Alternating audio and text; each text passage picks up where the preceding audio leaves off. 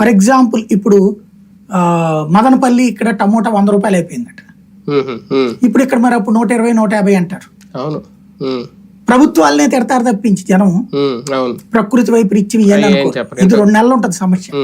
ఇప్పుడు అవి ఏ మహారాష్ట్ర నుంచి కొనుక్కొచ్చి ఇక్కడ పెట్టాలి, లేదా అక్కడ రైతుకి ఎంత ఇస్తున్నారో చూడాలి. ఒకవేళ రైతుకి 50కి 60 ఇస్తున్నారు అనుకోండి, అది మనమే కొనేసుకుని తీసుకురావాలి. దీనికి బడ్జెట్లు కావాలి. రైతు బజార్లో పెట్టడం, లేదా ప్రభుత్వం తరపున సెంటర్ లో పెట్టించడం. చంద్రబాబు గారి టైంలో కూడా పెట్టారు. ఇప్పుడు ధరలు పెరిగినప్పుడు అందుబాటులో తీసుకున్నారు.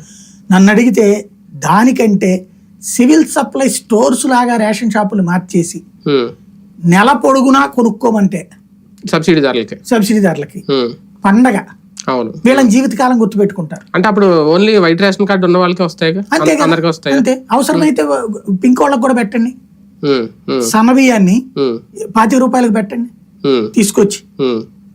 అది పెట్టేస్తే ఈ వైట్ రేషన్ కార్డు సమస్య తగ్గుతుంది. ఆ బియ్యం కొనకుండా ఎందుకు వేస్ట్? ఇది 25 రూపాయలు కొనుక్కుంటారు కదా.